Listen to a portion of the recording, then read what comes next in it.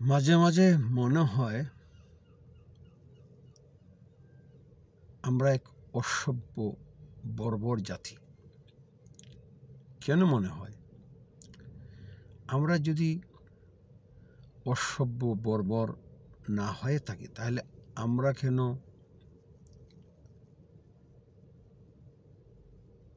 যে কোনো কারণে একে অপরের বাড়িঘরে হামলা করি, উপাসনালয়ে হামলা করি, মসজিদে হামলা করি, মন্দিরে হামলা করি? সভ্য জাতির লক্ষণ হলো সে কখনোই অন্য সম্প্রদায়ের, এক সম্প্রদায় আরেক সম্প্রদায়ের বাড়িঘরে আক্রমণ করবে না, মসজিদে আক্রমণ করবে না, মন্দিরে আক্রমণ করবে না, পেগুড়ায় আক্রমণ করবে না, এক সম্প্রদায় আরেক সম্প্রদায়কে ঘৃণা করবে না, এক সম্প্রদায় আরেক সম্প্রদায়কে উদ্দেশ্য করে বিদ্বেষ ছড়াবে না। কিন্তু ভারতীয় উপমহাদেশ জুড়ে এসব চলছেই। সুনামগঞ্জে একজন বাঙালি হিন্দু যুবকের বিরুদ্ধে কোরআন অবমাননার অভিযোগ আনা হয়েছে এবং এই অভিযোগ এনে সারা এরিয়াতে গুজব ছড়িয়ে বাঙালি হিন্দু ভাইদের মন্দিরে আঘাত করা হয়েছে, মন্দিরের দরজা ভেঙে দেওয়া হয়েছে, 20টা বাড়ি করে হামলা করা হয়েছে। তাইলে বাঙালি মুসলমানদের মাঝে আর ভারতের চরম ফেসিস্ট, রেসিস্ট, বর্ণবাদী বিজেপি, আরএসএস, বজরং এদের মধ্যে আর তাদের মধ্যে আর আমাদের মধ্যে তফাৎটা রইল কি? আমাদের সব সময় মনে রাখতে হবে আমরা মুসলমান, আমরা ন্যায়ের প্রতীক, আমরা সামাজিক সুবিচার প্রতিষ্ঠার জন্য আমরা কলিমা পড়েছি, মুসলমান হয়েছি। ধর্মীয় সংখ্যালঘুদের বাড়িঘরে হামলা, মন্দিরে হামলার জন্য আমরা মুসলমান হইনি। ধর্মীয় সংখ্যালঘু সম্প্রদায়ের নিরাপত্তা দেওয়ার জন্য আমরা মুসলমান হয়েছি এবং কোরআন নির্দেশ দিচ্ছে এটাই আমাদের দায়িত্ব। কোরআনে ডাইরেক্ট উল্লেখ আছে ধর্মীয় সংখ্যালঘুদের উদ্দেশ্য করে কোনো গালি দিবেন না, তারা মূর্তি পূজা করুক, আগুন পূজা করুক, আপনারা তাদেরকে গালি দিবেন না, ডাইরেক্ট কোরআনে লেখা আছে। তারপরেই অসভ্য মানুষেরা, অসভ্য জাতির মানুষেরা, অসভ্যরা সামান্য ধর্মের কারণে একে অপরের মসজিদ মন্দিরে আঘাত করে, একে অপরের বাড়িঘরে আগুন জ্বালিয়ে দেয়। এটা সভ্য জাতির লক্ষণ নয়। আমরা তো বাংলাদেশের মুসলমানেরা, বাঙালি মুসলমানেরা ভারতের বিজেপি, আরএসএস এর পান্ডাদের মতো আমরা আচরণ করতে পারি না আমাদের হিন্দু ভাইদের সঙ্গে। এরা আমাদের ভাই। বাংলাদেশে কিছু হিন্দু ধর্মীয় সংগঠন আমাদের হিন্দু মুসলমানদের মধ্যে বিভেদ সৃষ্টি করার চেষ্টা করতেছে, যেমন ইসকন, বা আমাদের মুসলমানদের মাঝেও কিছু ধর্মীয় সংগঠন আছে হিন্দু মুসলমানদের মধ্যে বিভেদ সৃষ্টি করার চেষ্টা করতেছে। এইসব থেকে আমাদের দূরে থাকা দরকার। আমরা বাংলাদেশের মানুষ, আমরা মিলেমিশে বসবাস করছি হাজার বছর ধরে। এই বাঙালি জাতি আমরা বিভিন্ন ধর্মের অনুসারী, কেউ হিন্দু ধর্ম, কেউ ইসলাম ধর্ম, কেউ বৌদ্ধ ধর্ম, কেউ খ্রিস্টান ধর্ম, কিন্তু আমাদের পরিচয় আমরা বাঙালি জাতি। 71 সালে আমরা মিলেমিশে পাকিস্তানি হানাদারদের বিরুদ্ধে লড়াই করেছি। এই কথাটা ভুলে গেলে চলবে না, অতীতকে ভুলে গেলে চলবে না। বাংলাদেশের সংখ্যাগরিষ্ঠ মুসলমানদের, বাংলাদেশের ইসলামী সংগঠনগুলোকে ভারতের বিজেপি, আরএসএস, বজরং দলের মতো আচরণ করলে হবে না। আমরা ধর্মীয় সংখ্যালঘুদের সাথে সুন্দর আচরণ করব। কেউ ফেসবুকে গুজব রটালেই তার বাড়িঘরে আক্রমণ, মন্দিরে আক্রমণ করব না, যেটা ভারতে হচ্ছে। সারা ভারত রাষ্ট্র, ভারতীয় পাবলিক নয়, সারা ভারত রাষ্ট্র, প্রধানমন্ত্রী, এমপিরা, বিভিন্ন ধর্মীয় সংগঠন 30 কোটি মুসলমানের বিরুদ্ধে যুদ্ধ ঘোষণা করেছে। গত সপ্তাহে তারা মসজিদের ভিতরে পুলিশ গুলি করে মানুষ মেরেছে। গত সপ্তাহে সম্বল মসজিদের ভিতরে পুলিশ গুলি করে মানুষ হত্যা করেছে। ভারত রাষ্ট্রের মন্ত্রীরা এমপিরা তারা টার্গেটই করেছে ভারতে কোনো মসজিদ তারা রাখবে না। প্রতিটি ঐতিহাসিক মসজিদের নিচে তারা শিব মন্দির আছে বলে মনে করে। অথচ আমাদের ইসলাম ধর্মে আছে, আমরা কোন অন্য ধর্মে মানুষের জায়গা সম্পত্তির উপর আমরা জোর করে মসজিদ করা হারাম। ওয়াকফ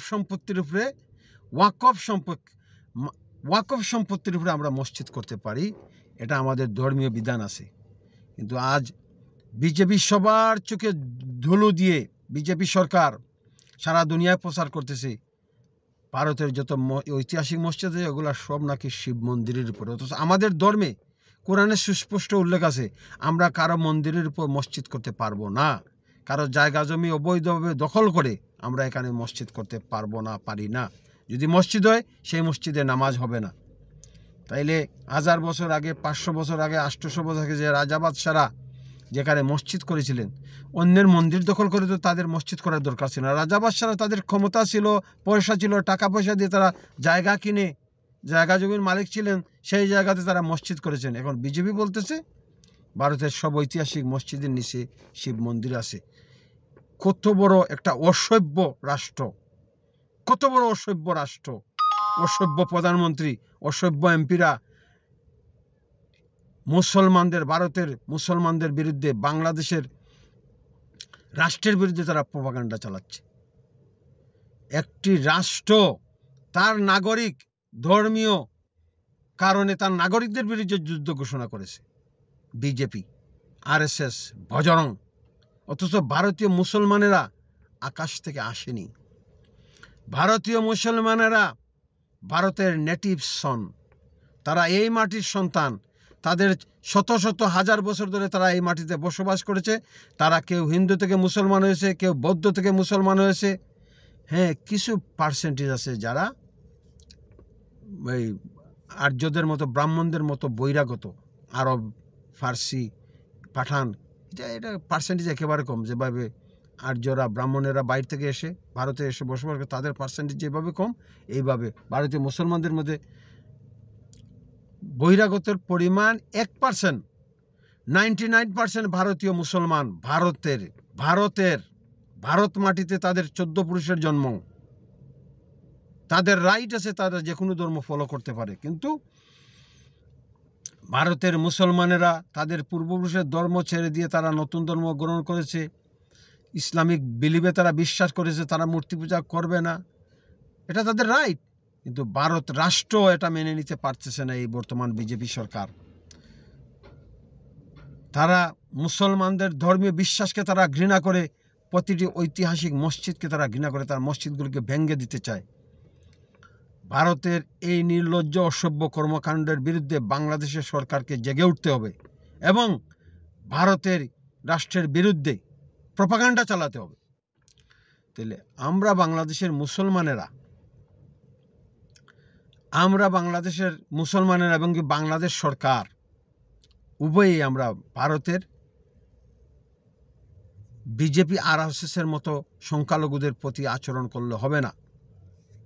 যারা সুনামগঞ্জের মসজিদে আক্রমণ করেছে, যারা সুনামগঞ্জের মন্দিরে হিন্দুদের বাড়ি করে আক্রমণ করেছে, এদের অবিলম্বে গ্রেফতার করে এদের বিচারের মুখোমুখি করতে হবে। বাংলাদেশের বাঙালি মুসলমানদের বলি, গুজব ঘটনায় কান দেবেন না। হ্যাঁ, কেউ যদি মসজিদে আক্রমণ করে, কেউ যদি কোরআনকে অবমাননা করে, আইনে তার বিচার আছে, তাকে আইনের হাতে তুলে দিন, তার বিচার হবে। আপনি একজনের বাড়ি করে আক্রমণ করবেন কেন? সেটা তার আশ্রয়স্থল, এখানে শিশুরা আছে, বৃদ্ধরা আছে। ইসলামের মৌলিক বাণী কি বলে? যেখানে শিশুরা আছে, বৃদ্ধরা আছে, মহিলারা আছে, এখানে আক্রমণ করা যাবে না। আমাদের বাঙালি মুসলমানদের বুঝতে হবে, হুজুকে মুসলমান হলে চলবে না, লজিকে মুসলমান হন। বাঙালি হিন্দুদের বাড়ি করে আক্রমণ করবেন না। আমরা বিজেপি আরএসএস নই, আমরা বজরং দলের সদস্য নই, আমরা বাঙালি মুসলমান। আমরা হিন্দুদের সঙ্গে 1000 বছর ধরে মিলেমিশে বসবাস করতেছি। তাই ধর্মীয় সংখ্যালঘুদের প্রত্যেকটি বাড়িঘর, মসজিদ, মন্দিরকে, পেগোডাকে আমাদেরকে নিরাপত্তা দিতে হবে। আমরা বিজেপি RSS এর মতো বাংলাদেশের সংখ্যালঘু বাঙালি হিন্দুদের প্রতি আমরা আচরণ করতে পারবো না। তাহলে এখন কঠিন সময় যাচ্ছে, আমাদেরকে সতর্ক থাকতে হবে। কোনো অবস্থাতেই বাংলাদেশে কোনো সাম্প্রদায়িক দাঙ্গা লাগানো যাবে না। সাম্প্রদায়িক দাঙ্গা থেকে আমাদের দূরে থাকতে হবে। মনে রাখতে হবে আমরা সবাই বাঙালি। জয় বাংলা।